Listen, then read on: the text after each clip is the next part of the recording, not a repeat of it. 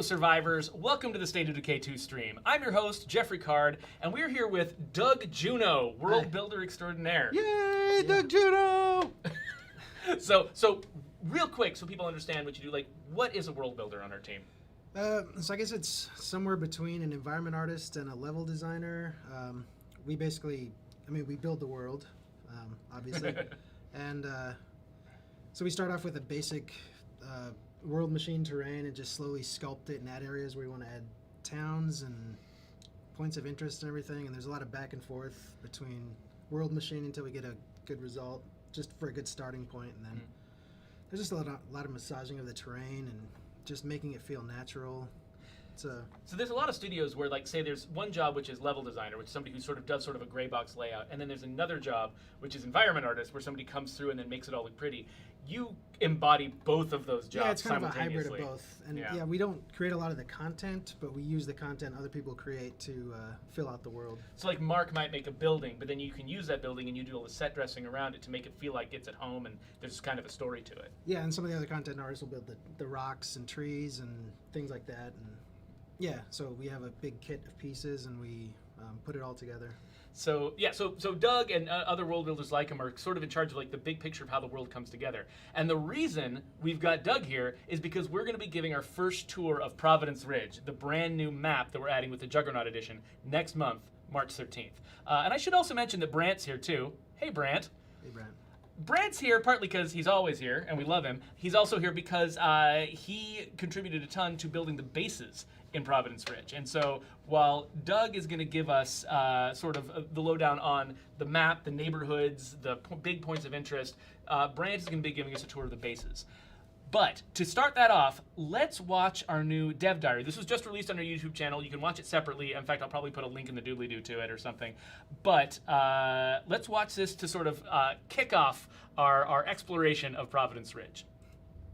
Players have been asking us for another environment for as long as the game has been out, and it's sort of a delight to finally give them this thing that they've been clamoring for, and give them all these new nooks and crannies to explore, new places to survive and thrive, and inevitably get murdered by juggernauts, and all the other awesome stories that happen in between.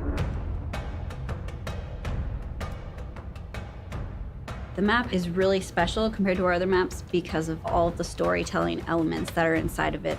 When you go in and you dive into these little nooks and crannies and corners, you see these pieces of the story coming to light. You'll see creepy cultists and people who tried to fight off a zombie with a lawnmower and lost. So there's all these little tidbits of stories in the map that are really special compared to anything that we've done so far.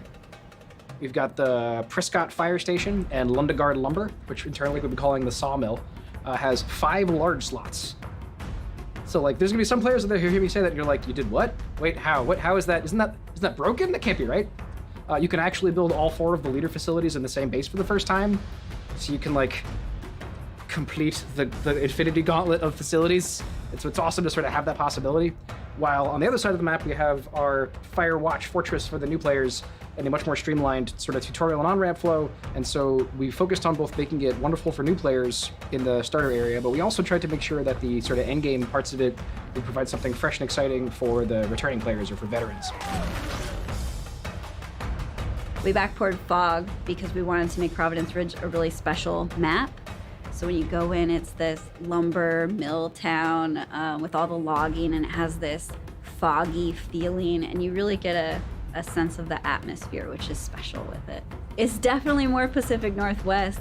It was funny because I drove up to my hometown, which isn't too far from Seattle, and it looks exactly like that map. Players have been talking about a new map forever. We went out the gate with 3, which was a lot, but we want to sort of keep giving you different context in which to live out your zombie survival fantasy. And so providing even more variety of environments, of bases, of towns, of little world unto themselves to explore gives the players new opportunities to take what they think they would do in the apocalypse and sort of test it out and realize it, right? And so we tried to consider all these angles when we put Providence Ridge together so that everybody can have a good time, everybody has a reason to check it out, and hopefully everyone will come away as excited as we are.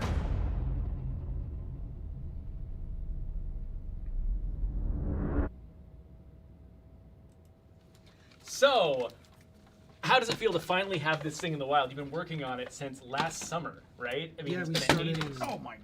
late June, Yeah. something. It was Chris, one of the other world builders, started the map, and I joined about a month later. He went through all the pre-production of planning, just the big areas of interest and everything from a top down, and I joined him when I was ready to get into the nitty-gritty of building it. So Well, let's get into the nitty-gritty now. So you want to unpause there, Brant, and we will check this place out. So where are we starting, Brant? Oh, Jeffrey, you started me out. Oh no, I forgot to fix the camera. I'm so sorry. This is a traditional thing. Every stream starts with the How camera long? being set up inverted for me so that he can make it standard. So I made Brant his favorite character. He's carrying both the golden shovel and the golden gun. Yes. Yep. So what is this place? Well, this is the Firewatch base. This is what we call internally is the tiny starter. Yeah. It is.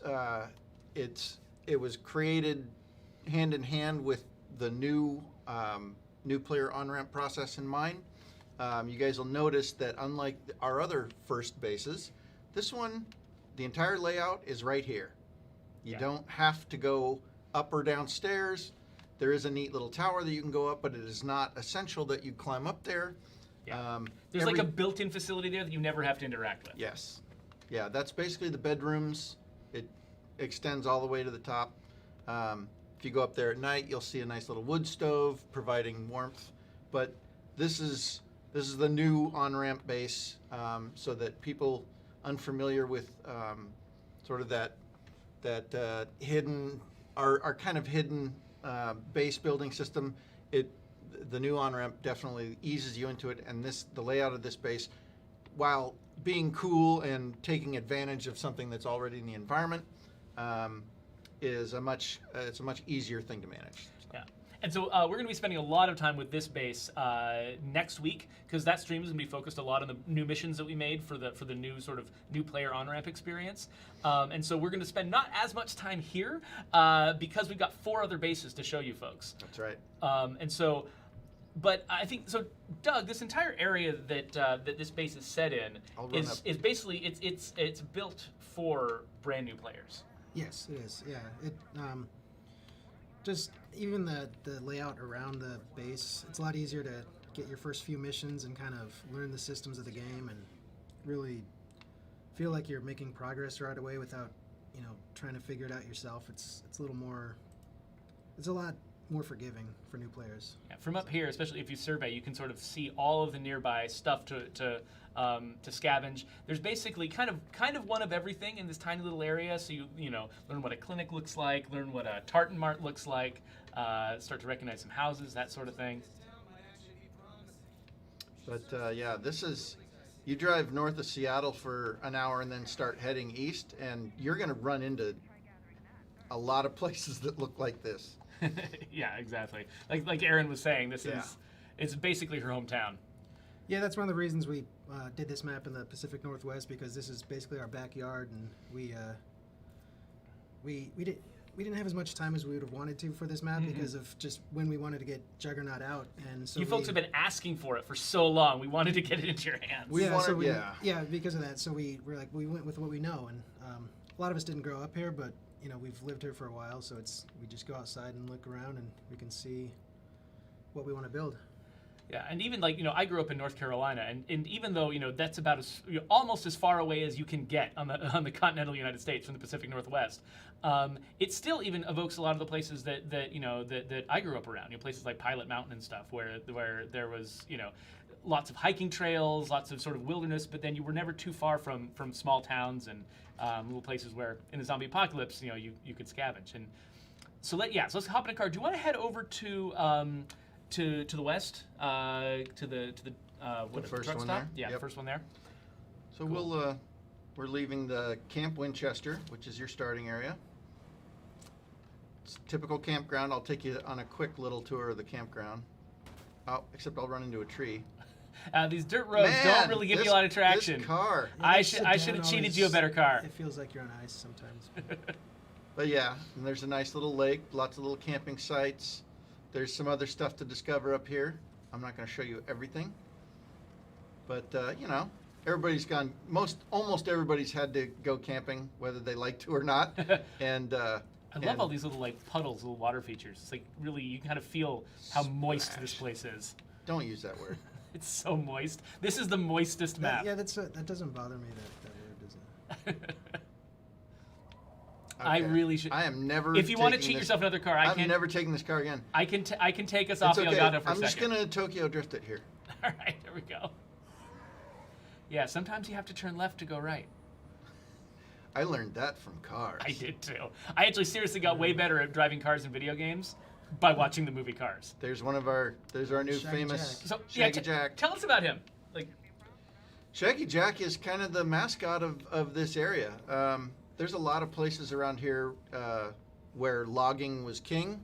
I mean, that's what built the Pacific Northwest originally, was the unending, quote unquote, never-ending supply of timber.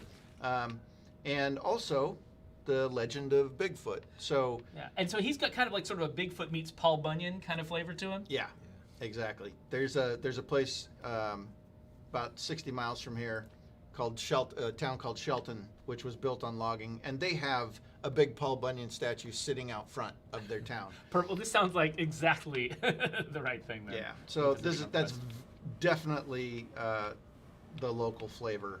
I mean, a lumberjack Sasquatch is basically the perfect sandwich of representation for this area. So now we've come down the hill. We are at Rusty Rosie's Roadkill Restaurant. I love some of the names you guys come up with for these places. So, And, you know, some homage to other games that have been made. all bikes were sent to Oregon. Yeah, because it's, you know, it's kind of a biker / truck stop theme thing. So to head off all those questions that we're going to get about why aren't there motorcycles in the game, we've already answered that question. They've all been sent to Oregon. Except for this one right here. Except, well, that's not a real bike. Come on, that's a trash. That's a work of art, is what So that is. it ties in with this whole area because part of this base is also Salvage Beast, which is, you know, salvage. Squish that guy. So do you want to? Yeah. So you claiming the? So I'm looking around. Name Oh, of the you want base? me to claim it? Yeah, we should claim it so we can have a look at the. People Oh, are going to want to yes. take screenshots of all of the sites. Of all of the slots and what they have to offer. So you guys will remember that. I mean, it's the same footprint as the truck stop in. I can't remember which map it is right now, but completely new layout or completely new setup. And like I said before, each base has been custom made. Oh, get away from me! Nice dodge. And then you'll see I'm also working on the heavy weapons. I need to eat some snacks and then get back to it. Oh, don't waste swings, Brant. I'm doing exactly like I shouldn't be doing. Bam, and squish. There we go. That is beautiful. So, checking out what is back here. It looks like they had some kind of an illegal operation running back here. Things are messed up, but that goes, you know, it's sort of the outlaw kitchen, because this is definitely themed for, you know, bikers and people on the road. Kind of a really gross bathroom. That looks exactly like one of the bathrooms that I saw on my recent trip. We've got the big gas station here, and then I'm gonna bust in. Come on. And another radio room. So now I can. Looks like 2 last zombies to take out. Yeah, they're probably sitting outside too. So Oh, let's see what jerks. happens. Drop down. Where are you, Mr. Zombie? I'm here. Come get me. Oh, and I missed. There we go. There you go. That shovel hits so hard. I love it. That shovel hit so hard I chopped his arm off.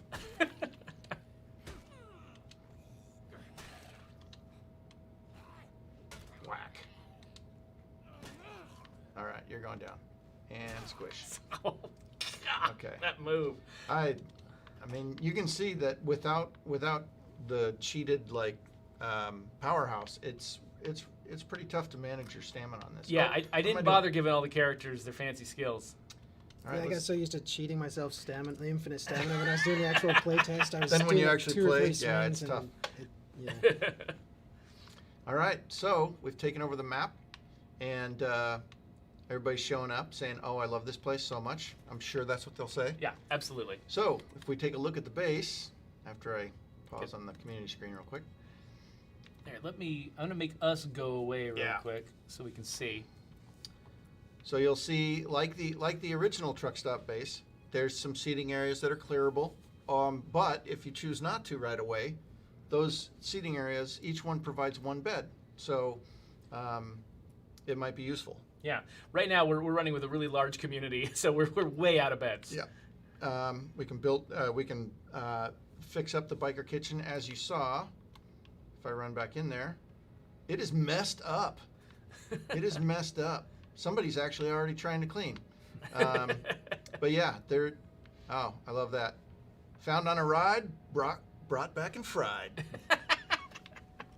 But yeah, so this definitely needs to be cleaned up. So we'll clean that up. I don't know if we'll have time to actually Like see it happen. see it reals. happen. Yeah. But that'll be stuff for you guys to discover. Here's the places I can fix up, and if I break those down, I get some materials that'll be helpful in building that base. What do we have here, Jeffrey? Let's have a look. So that reminds me a lot of some stuff we used to see when we were making the Year 1 Survival Edition. That's right. These This little- is way back in the day. This is like an old. You guys know, if you mostly know Cleo from playing Daybreak, you see these little tiny capsules that Yeah. Cleo likes to drop. But the original Cleo drops were these big clunky- honking. Yeah. Oh, they were crazy. Oh, what? What? Somebody says Cleo is a liar. I wonder why. Let's go into the base screen and take a look at that. A failed Cleo drop. It is clearable, but what does it need? A lot of effort, a lot of expertise. Yeah, either lots of brute force or a smart person. Neither of which we I have right now. Yeah. So that's something that you guys can explore. There's some benefits to opening it up because if you guys played the Year 1, you'll remember that those things were chock like a piñata of awesomeness. Yeah. So you might get some benefit, but you're gonna have to work at it. Yeah. It's also a way to if you guys want to stay here for a long time, this is occupying one of the large slots. So you'll want to take a look at that. Also, it comes with an auto works, but that's clearable. So if you don't want to if you don't either have somebody who can take advantage of that expertise-wise, or if you just need some extra room, you can clear that off, and then you'll have 2 large slots to work with. But that's pretty standard stuff for a mid-sized base. This is definitely mid-game stuff. And this is, we were kind of, we drive a lot of new players when we know that they've sort of aged out of the tiny base, and we think they should sort of, look for their first real mid-sized base. This is the one we drive them to first to check out. It's nice because it starts with a lot of the slots full, and so there's not a bunch of just big open space to be confusing, but most of those spots, like you were saying, can be cleared. Yep. And so then it becomes more versatile over time as you get more comfortable with the game. Yeah. You'll notice the setting-wise, Doug, you want to talk about this particular area now that we're down off the mountain? Yeah, we're coming down the mountain where it's taller trees and everything, and they start thinning out. And one of the This things is we did Hobson, with this, right? Hobson Falls, yeah, there are the falls nearby. I don't know if it's more down. It's down. I That way and then can to the- follow the river. Let's take a quick look at the river before we move on to the next base. So, like all of our rivers, this one is easily navigable by vehicles, like real life. I'd like to point out. It's like we do that all the time. Yeah, this is how we actually get to work. Drive in the river. Splash. But is this the one that goes to Hobson? I think it does. Yeah, the falls are at the end. So now we're looking at Hobson Falls. I'm going to stop here, get out, and enjoy the view. Look at those big, majestic waterfalls. I'm going to take care of this guy real quick because he's messing with my calm. Squish. One more. Blech. Fish food.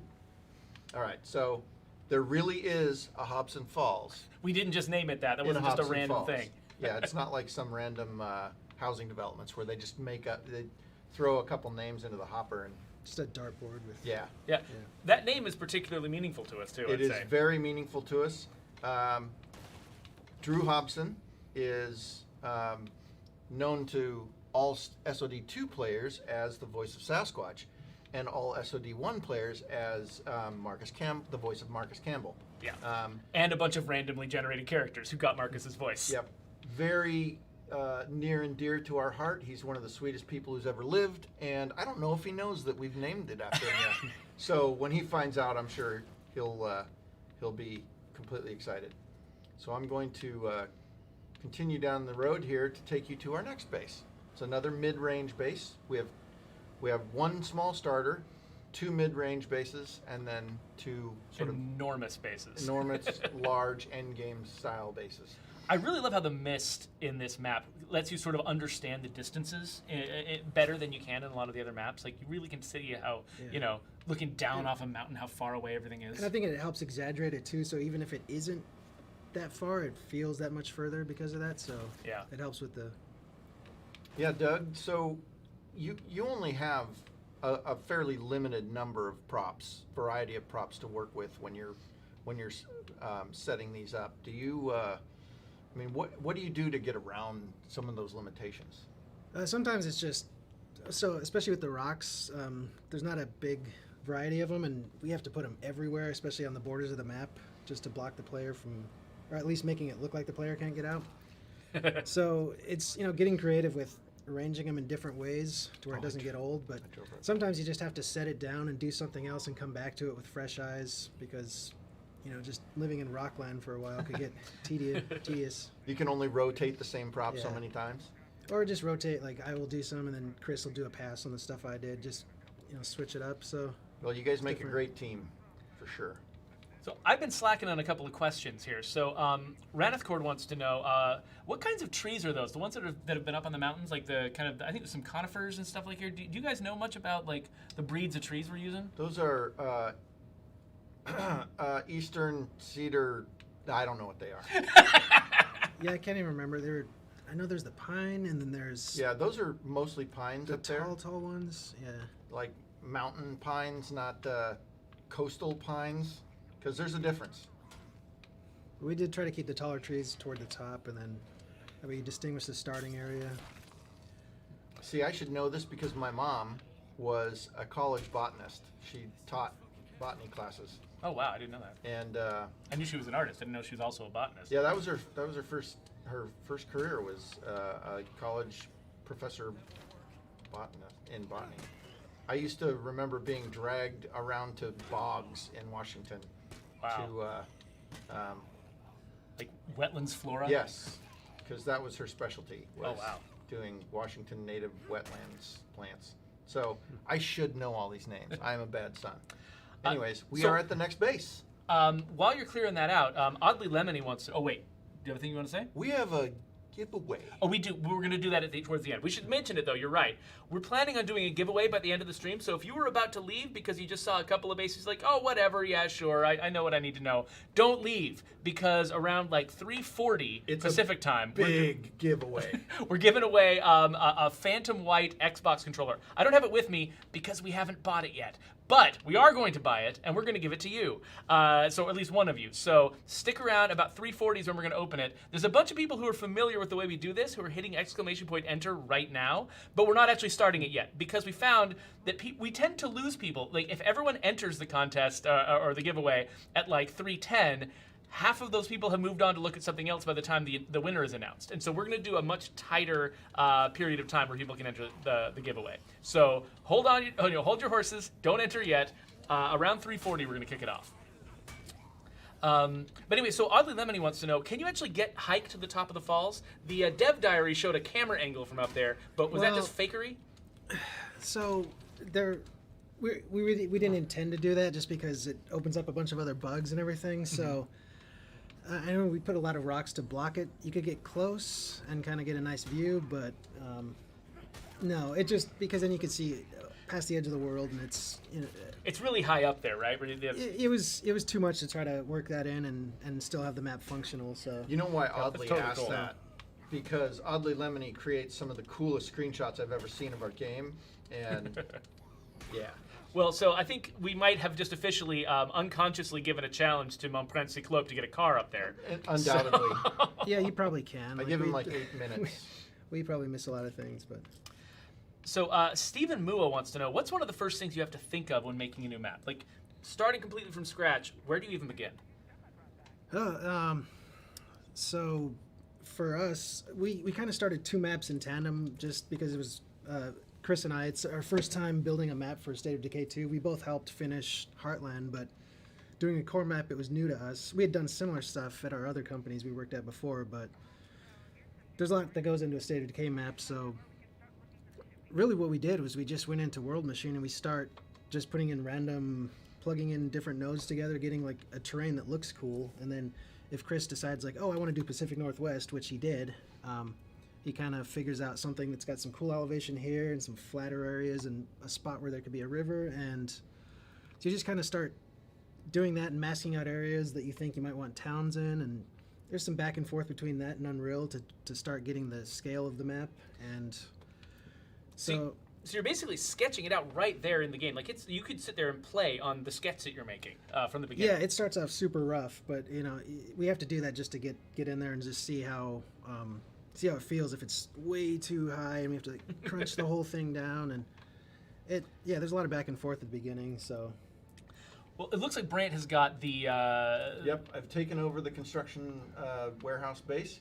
Some of you will notice the company that runs it, Weston. Oh, yeah. Weston Allied Industries. That's right. And then Lundegard Lumber, which we will see later. Yeah, and what is that leaning against Lundegard Lumber? Look at that. Another one of these terrible things. So basically, no matter which mid-range base you choose, you have the option to work on this Clio drop. Yeah, and those are Clio V1. Obviously, with we introduced with Daybreak that even the Clio stuff has been upgrading, but this stuff didn't open. That's why it's still sitting here. That's why it was. is that why never they lie? What's that? Is that why they lie? Because their stuff doesn't work? Yeah. Yeah. That's why Clio was a lie to whoever was not able to break open the pinata of wonderfulness. But you'll see this base is a little bit different layout, but you've got some things that are pre-existing, like a really nice warehouse storage area, That would make sense for a warehouse. and a couple pre-existing beds, which didn't exist in the other base. But and then there's some more outdoor slots and things that you can play around with. So it feels like there's a little bit of a pattern here where, you've got the 2 mid-range bases. One of them starts with a lot of built-ins and a lot of stuff worked out. The warehouse starts pretty open. You've got a lot of sort of flexibility there. And I think that's something that was done on purpose, right? Like wanting to give, some players are going to want flexibility, some players are going to want exciting built-ins, and kind of get best of both worlds this way. And in fact, when Brian and I were working on coming up with what bases to put in here, we really thought back about what we'd learned about how people play, and how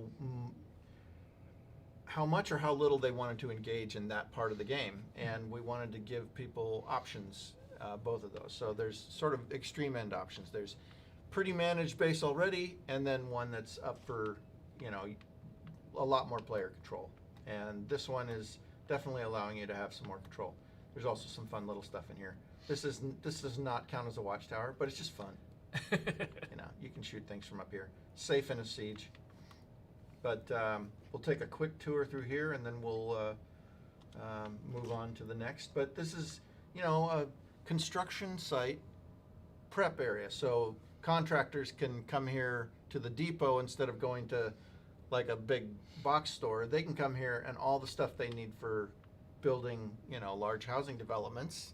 Yeah. Hint, hint. Yeah. So are we going to get a chance to look at some of the neighborhoods like that here? We're gonna roll through that neighborhood on the way down. Okay, way cool. down south. There's I'm excited to see that. Some people have liked to set up little special areas in there, but this has a little bit of everything. It's got some refrigerated storage. You're all set, right? When you move in, you don't have to worry about building beds and things like that. This one's ready for you. So we will take a quick tour. I'm going to switch away from This character? the douchiest character we've ever made. And You got a lot of good ones to pick from, so. yeah, let's go with Zip. Zip, yeah, I love that name. It's short for, you can't see it here, but it's short for Zipporah. Zipporah Mersha. Okay. Yeah. It's a, I think she might be, I think that character might be Ethiopian, actually. At least in heritage. All right. So, we've got several questions actually for Doug. So one was Angry Dragon 2563 wants to know: do you look at any topography maps to help build the world space? Like, how do you build up sort of the research, your knowledge of the way land comes together? We did spend a lot of time just. Can you go away from the map real quick? Oh yeah, sure. Well, you mean from the screen? Yeah, so from you can the see it. screen, Yeah. sorry. Well, let me just switch to this screen. Okay. You tell us about So stuff. we did spend a lot of time going back and forth between just our map and then just looking at Google Maps, maybe a small town we grew up nearby, or just seeing the layout of the roads and placement of areas of interest versus natural terrain and everything. So there was a lot of Google Maps, and it's a super powerful resource for us because you could go anywhere. Oh yeah, totally. So. And even get like close-up pictures of things if you Yeah, want to see it. I at mean, ground yeah, level. most areas they've been updated pretty recently, within the last 5 years or something. But so yeah, that's a good thing for us to look at, and especially since we we're leaning into the logging on this. We looked around here. I mean, even though it's close for us, but it's easy to go onto Google Maps and just head up to North Bend instead of just going to North Bend, and so. Yeah. So the existence of a construction and builder supply warehouse hints at the existence of the need to have a builders and construction supply Some warehouse. construction and maybe some building going on. So Doug, if you want to tell us about the neighborhood I'm about to drive into. Wait, Forgot what's name the of it. sign? Oh, Vista View. That's right. What is this? Coming soon. Luxury homes. The gentrification It looks like the sign from Back to the Future. of this Yeah. area.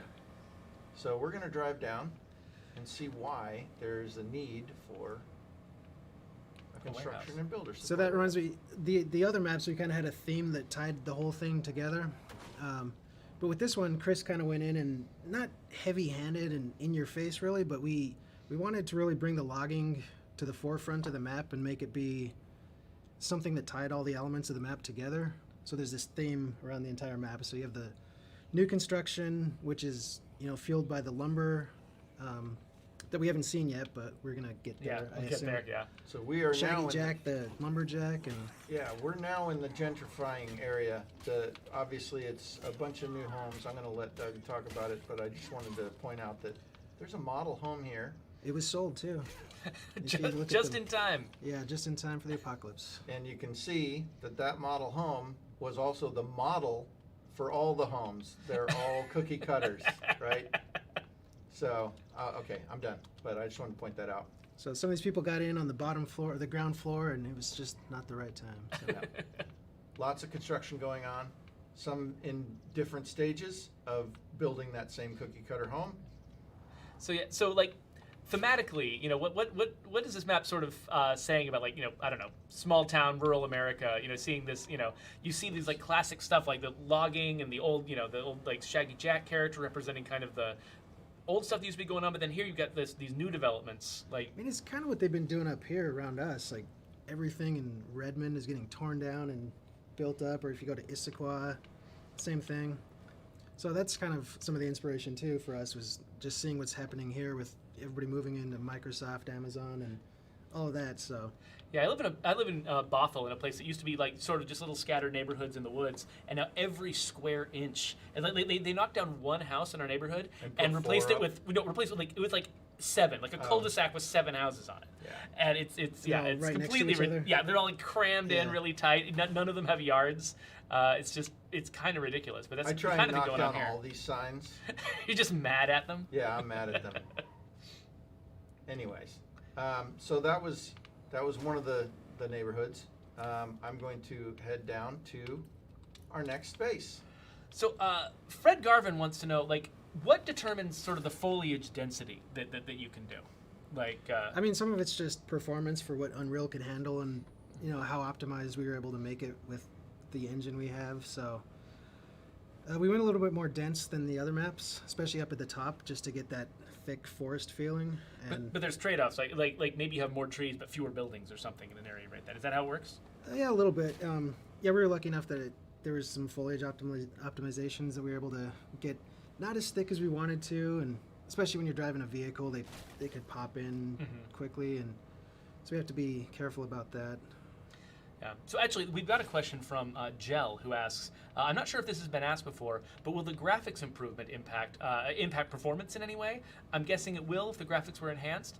So I think that we actually, as you guys were doing things like being able to use more foliage and stuff like that, that was because we were also at the same time optimizing stuff and making it more manageable, right? Yeah, we couldn't afford to do some of these improvements without finding memory to buy back, right? And those optimizations,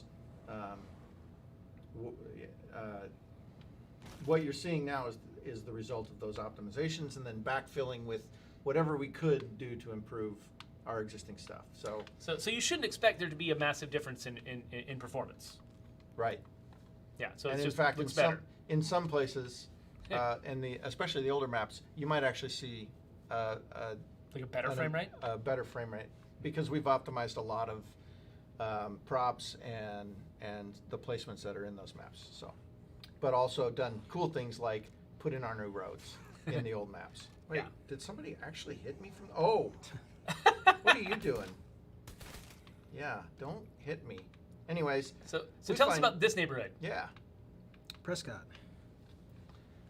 So this is the Prescott Fire Station. Prescott is a classic example of small, old Washington mountain town that relied on a natural resource which is no longer very available. So it had its heyday. They obviously were big on celebration. They Yeah. were celebrating what, Doug? Yeah. Yeah. They're basically celebrating their heritage as a logging community, and if you see the sign up there to the left, As soon as I take care of this not zombie. sign, I guess it's a banner. It's the 47th annual Sawdust Days, which there's a parade, there's fun and crafts and music and things, and Evil Beaver. the beaver. So they've got like a bad guy to their. They don't just have Shaggy Jack. They've got an evil beaver. Evil Beaver. Beaver is just that goes hand in hand with the logging thing. But Evil Beaver, those of you who know Undead Mark, Evil Beaver has a 20 plus year history in the game business. Mark just throws him into places. Yeah. Wow.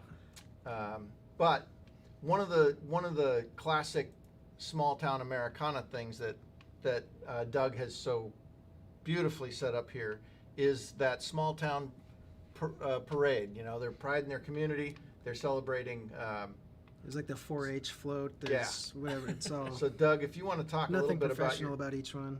about your process, this is a great example of our world builders utilizing a small number of available props to tell a bunch of different stories. So Right? I originally blocked in the parade with just some different trucks and cars and things and trailers behind them with stuff on them, and then Jason actually went through and did another pass on the prefabs, and then I took those prefabs and arranged them in a way that looked like chaos went down during the actual parade. So Like this guy up here, yeah, he was just he had a bad day. He had a very bad day up here. I think he was probably one of the last to go. He had to probably watch everything else Yeah. transpire before the zombies finally got to him. Note to everybody out there, sitting in a wooden tub is not going to save you from zombies, apparently.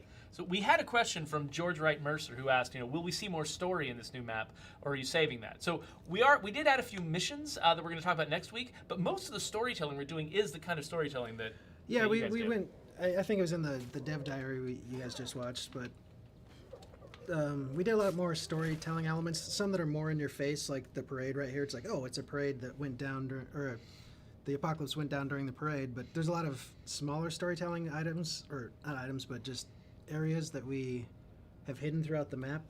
So it's worth exploring. And a lot of them were like, oh, looks like they were fighting over a duffel bag and the deal went south, or so it's there's not a definite story, but it's the player can put the story together in their head, and so I think there's a lot of fun things like that, and then just some Easter eggs it makes the whole map worth exploring. Yeah, there's quite a bit. This is the kind of storytelling I love, though, because this is so small town, it's not even funny, right?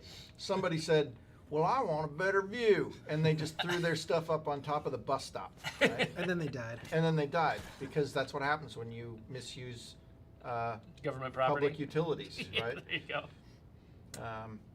The same old, the usual suspects. Tartan Mart is the only mart that survived the apocalypse.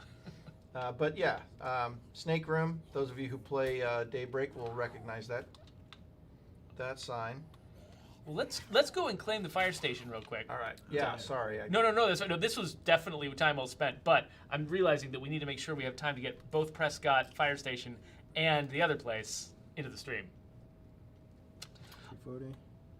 Yeah. So- and actually, it is 340, which means there's another thing. While you're cleaning out that fire station, Yeah, I'll go take care of let's business toss here. this thing up on the screen. So we're going to be giving away a Phantom White Xbox controller.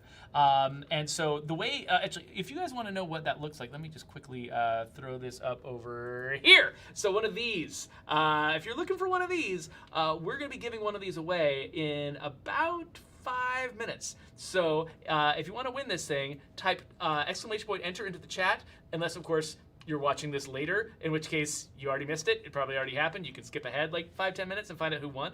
But if you're watching it live, definitely put that into the chat, and in about 5 minutes or so, we're gonna figure out who the winner is. So this whole time I've been reading that as Lenter. Lenter. Lenter. It's exclamation point Yeah, enter. yeah. When she said that, I was like, oh, that's what it is. It's people celebrating Lent, you know. Anyway, so Brand's clearing out this sucker. Let's quickly see if we've got a few more questions that I have missed. Let's see. How many of these guys are there? Come on. Let's get this done. All-Star Boy 19 wants to know, will you update the AIs like dialogue, behavior, combat, stuff like that? We don't have any major updates to AI for the Juggernaut edition. But we have been paying attention to all the feedback that folks have given us, so that's one of the hot priority things that players care about. And so we are paying attention to it. It's just we've made tweaks here and there, but don't expect a revolutionary change to the way that AI behaves in the Juggernaut edition. All right, real quick. Yes. So now we've taken over the fire station base, Prescott Fire Station. And you'll notice there are tons of built-ins. This place is a built-in haven. So the theory behind this being, for those of you who don't really want to spend a lot of time dealing with building up your base, we've created a large base, an end-game style base, that has a lot of the stuff you'll ever need. And then a few things to supplement what you don't have or how you want to play. You'll also know, one thing I wanted to point out was the base screen. Oh yeah. The background here allows for, it's been redesigned by Krista and Suzo and a lot of the people here, but Krista went in and did this, made it much more visible. It's a lot easier on the eyes to manage your base. But you'll see there's a lot of damage done to this base, and so sometime you'll need to invest some time in fixing things up. But then once you do, you have power and water in your base already. So those of you who are min-maxing, you won't have to burn 2 of your outposts on water and power, or So we wanted to give you options, and interesting ones at that. One thing Brian wanted me to point out is that the dev diary, depending on how you listen to it, you might get the impression that both of the large bases have 5 large slots. The infinity slots. Yeah, basically, yeah. So, but no, it's only the final base that we're going to show you, the lumberyard base, has got the 5 slots. This base does not have the 5 large slots, but it does have a lot of built-ins. It's got the same kind of split that we were talking about before with the mid-range bases, where one of them has a lot of unique stuff for you to discover, and the other one has a lot of open flexibility, and we're going to get to that last one. But first, what is this? Look at that bell over there. Let's see. I'm going to watch that zombie.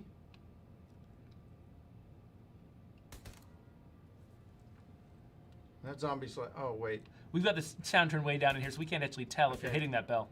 So I can tell if it shows up on the screen there. Yeah, so I'm hitting the bell, and any zombies that are in this general area will turn their attention towards that, because that is the biggest sound out there. So you can use that to disrupt sieges and things like that when they're going on at this base. If you want to manage some of the zombie numbers coming at you, you can shoot that, and zombies will be drawn to it. Or you can do fun things like set C4 over there, and then wait for a whole bunch of them to show up, and then light it up. But yeah, this base is has some good sight lines. You do have a watchtower there that is manned once it gets fixed up. And you know, it's a brand new building for us, so this one is definitely not your usual base. She's obviously cleaning up here because yeah, it's messed up when you show up. This place is a disaster. It is. It was. They tried to hold out and they got messed up. There's Captain Roscoe, one of the many dogs in the office. That's the first time I've seen that. Oh, really? I haven't seen that one either. Wow. Yep. That's Captain awesome. Roscoe, super famous. But you know, this place has some cool stuff like a gym that's built in. You can upgrade it to be really useful to teach things. So there's some fun stuff going on here. But in the interest of time, Yeah, we should probably start heading out of there. So the people have been asking for a fire station base for a long time. That's one of the top requests I think that we've gotten from people who's saying, you know, people suggest new bases to us all the time, and fire station is one of the ones that I think is pretty popular. Partly because people, you know, fire stations are some of the biggest and most fun buildings to explore in the existing maps, and people are like, you know, just imagining having a base in a place like that, you know, sparking people's imaginations. So okay, so this base is down near like the southwest corner of the map, and now we're headed to the sort of the southeast. In fact, Brent, if you want to like open up the map real quick, I think we haven't really gotten a full screenshot of the map. But yeah, so we're here in the southwest corner, and now we're headed over to the southeast corner, which is where Lunderguard Lumber is, right? Yep. So we're gonna head over towards the. Doug will talk about it, but so this was Old Town. This was Old Logging Town. We're going to head to the industrial sort of valley area that that Doug will then fill you in on. But this also has some of the coolest sight lines in the game. Yeah, once we get over there, you're going to see this is where they had done a lot of their logging. There's some clear-cut area, which was a unique visual we didn't have in the other maps. Oh, that's true. Yeah, because I remember there was a clear-cut area in the original State of Decay. Yeah. And it was actually one of my favorite areas to explore because nothing in the game was driving you there. It just felt like a really weird, like lost corner. But here you've brought that aesthetic into State of Decay 2 for the first time. Yeah. Go around the wrecks.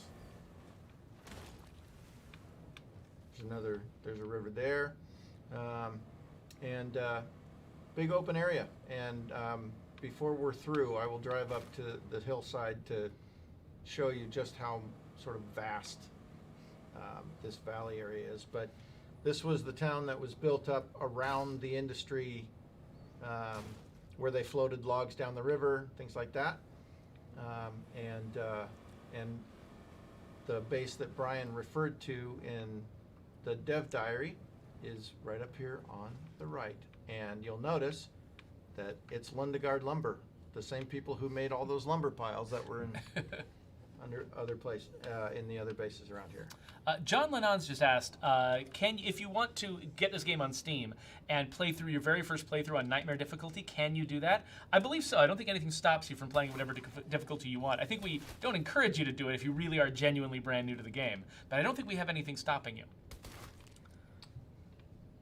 All right. You didn't give me suppressed weapons, so I'm going to have to fight all these guys. I guess some of you suppress weapons. I'm going to run through here. Oh, look at that. This is why we call it the sawmill, because it has an industrial saw in it. But yeah, big open space. You'll see buildings like this all over Western Washington, especially where there's still a little bit of timber industry left. Places like Aberdeen and Hoquiam, strange names, but yes.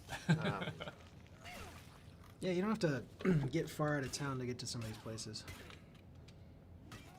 Oh, come on. There we go. But big loading dock because it's right on the railroad. And this base there were some train cars parked there. So to fortify this base, they took advantage of some of the trains there. Obviously, they got a little bit too enthusiastic. They crashed their loader. But, and no, let's just get this out of the way quickly. Those loaders are not drivable. All right, question answered.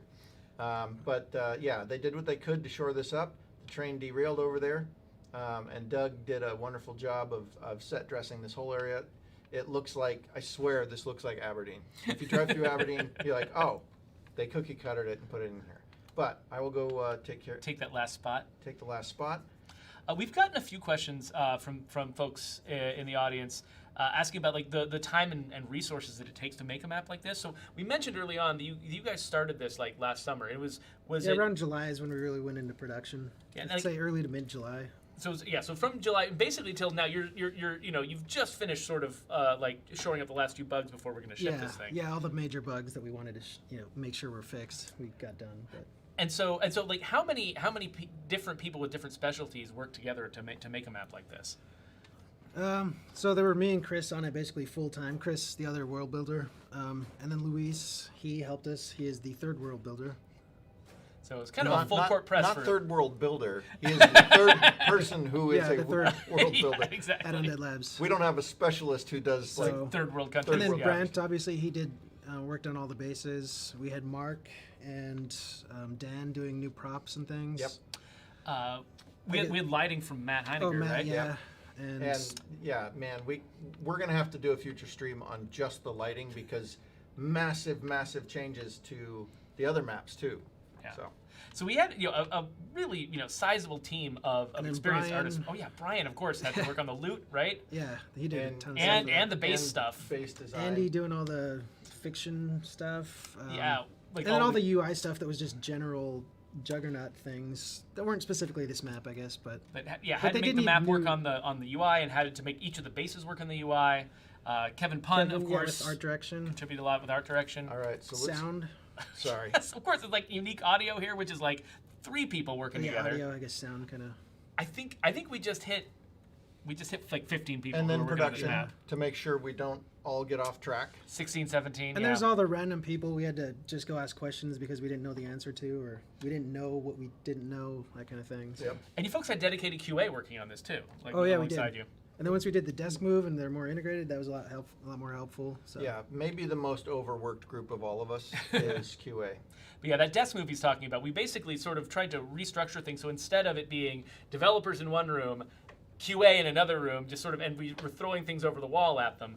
We've got members of QA sitting with each dev team, coming to all of the meetings, attending all of the planning sessions, and basically staying completely abreast with everything we're doing. And anything we do that we're worried about, any questions about test, we basically try to integrate them as much as we can because it's going to make our work better if QA is just right on board with us every step of the way. I'm going to put my birthday mask back on for the last part of this stream. Okay, that sounds great. This is my PAX East mask that I was told that I have to wear by Aaron, our producer, who is going to be traveling with me to PAX East for my birthday.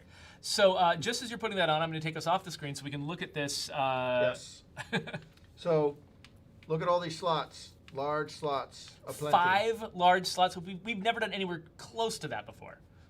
Yeah, and there's one of those clearable slots with a lumber pile, which of course will give you some building materials. One of the unique things about this base is the built-in sawmill. Yeah, Muv Threeko was asking about that. What does that do? Yep, you can produce materials in different size loads at the cost of, you need power first of all, but larger zombie threat. So if you want to build materials, you're gonna take on, it's no, those big saws are noisy and you're gonna have to probably deal with some sieges, but there's some benefits too. So basically, this is the only base that can actually just produce materials from scratch. From scratch, yes, because So it's great for maintenance all if you've got a lying around. ton of if you've got a ton of huge facilities, which you're going to have at this base. You're going to need that for maintenance. yeah, you're gonna need plenty of those. But so this is sort of the overview. This place gets filled up, and I think I had 9 or 10 people with me when I got this base during some testing playthroughs, and it's a lot of fun. But there's approaches from every angle, and you're going to be dealing with some serious zombie threat because there's a lot of material, there's a lot of resources around here, and that's why it's a really attractive base. But you have to pay the price too, right? You're going to get some attention. So one of the things that I wanted to show you before we finish here is I'm going to drive around and let Doug talk about. You know, this town has been logging for as long as people have been here. Generations. So They were just starting to build their new. yeah, This is the new neighborhood. Lundegard. Is Oh, there a yeah. history of the old? I'm going to let Doug drive here too. Okay. It turned out to be too jarring with. Usually not the best at. But one of the things that that Doug and Chris are so good at is telling a story without having it shoved in your face. We're coming up on the condemned. original Lundegard lumber, right? And it's been condemned, and they rebuilt it after this one basically fell apart.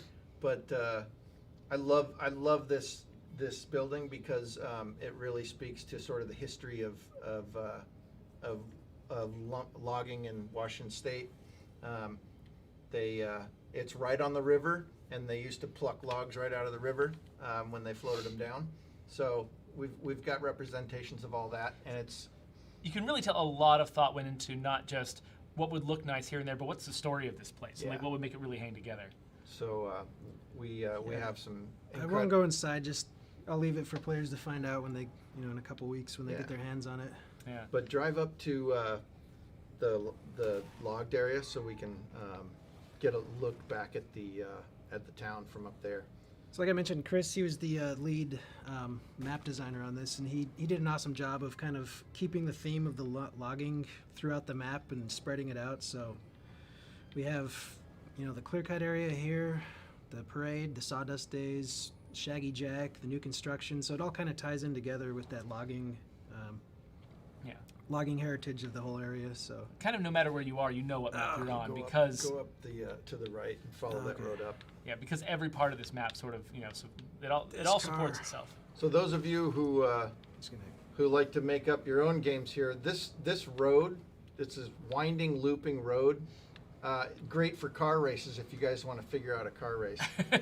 But yeah, so I'll just you go guys there. did, our found map it. guys did a great job, especially since you two hadn't been sort of let loose on your own on a map before. You Yeah, we had guys- worked on similar things, but yeah, State of Decay was a new thing for us to wrap our heads around what made a map, and And it really, I mean, I feel like, this map is now, like, around the office is one of the favorite maps because, you came in to make this map not just when we were imagining State of Decay 2, in the backs of our heads, but when State of Decay 2 was a real game that you'd played before. You Yeah, knew let's what get out. made a map good. Let's and get you were able out to take here. advantage of all of that knowledge that you built up, yeah, that's right. We were able to, and then try some new things. Like, there's a lot more of an elevation change on this than the other Keep maps. So, Here, I'm going to take this back all right. because you're making me nervous. So that was one of the things we wanted to bring the elevation change, just so it's something fresh. Yeah, totally. Yeah. This that this great. kind of height is not something you usually see on the other maps.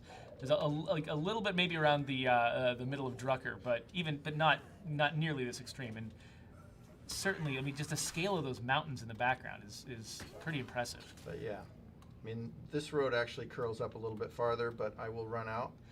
And look at What? this. This is something you haven't seen in State of Decay before because, like I said, we've learned a lot about how to build our maps efficiently and using all the horsepower we can squeeze out of the machine. And I love this. And we got a lot of help from Rory with Yep, our tech art crew. performance. Yeah. More people that we forgot to credit. Yeah. Basically, check out the credits. Everyone there is essential. Right? But the elevation changes in this map are larger than anything we've ever done. I love the flow. There are lots of fun little secrets, lots of fun little stories to discover. Yeah, as a team, we should be super proud of this. It's a lot of fun. And actually, just from playing around, this is my favorite map. I love it. And it's not just because it's new. It just feels, to me, this is home. I grew up here, right? Yeah, and it feels like a culmination of a lot of learning and a lot of work. Oops, didn't mean to show you that. All Yeah, right. so I guess Chris and I did have the benefit of everybody that had worked on this before. So We But appreciate you guys, that. yeah, but you guys, I mean, you did something really new and cool and exciting with Yeah, it, which is amazing. You brought yourselves to it, and it shows. And I think you guys are all gonna really enjoy playing in this map. So we're about out of time, but we can't go without announcing the winner of our giveaway, Uh-oh. which is over on Twitch. Graveyard Troubadour is the winner, so congratulations. So they are going to be sent a. Actually, let me just show the. Where is this? Let me show we the have a thing picture again. of it? Yes. Look at that. We have replaced Doug with a phantom white controller. So this is what Graveyard Troubadour is going to get sent to their house. So folks are going to try to contact you about it. You can also email social@undeadlabs.com if we have trouble finding you for some reason, Troubadour. But congratulations, and we will take that away again so we can see Doug. But yeah, so we are about out of time. So I'm really glad you decided to end it here because this is one of the most beautiful things I have ever seen in our game.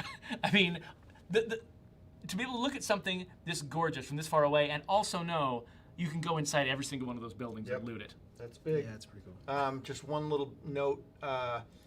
Those of you who are planning on attending PAX East, please stay tuned for, especially in Discord, our Discord, for some announcements about that. Link in the doobly-doo if you're watching this on YouTube. Yeah. And Aaron and I, like I said, Aaron and I will be out there, and we'd love to see you guys. So Yeah, so we are out of time. In fact, it's a minute over, so we're going to get out of here. But, first off, thank you so much, Brant, for driving and for all the work you put into these bases and for letting me just linger on your beautiful face. Show Aaron's mask that I have to wear. Zip it, she's trying to tell me. And thank you, Doug, for coming in here and for, again, all of the work that you did to bring this back Yeah, to it was life. a lot of fun, and it wasn't just me. It was. Oh, yeah, obviously, yeah. You and all of, we definitely made it really clear, dozens of people involved in making this thing. But thank you for coming here and representing them and talking about, all the stuff you guys did. It was amazing. Yeah, it was a fun map to work on, so I'm excited for players to get out there and get their hands on it. Well, then, with that, thank you for joining us, and we'll get out of here. Yeah, March 13th. March It's only 13th. what, 2.5 weeks. Yeah, it's getting so close. We've got 2 more streams, basically, before this thing's out in the wild. That's right. So yeah, it still feels And like it's a month. once away, again, as usual, thanks everybody for joining us. Couldn't do this without you. We love you, and really, fall down, go boom. I love you. Anyways, We love all of you. Take care, everybody, and.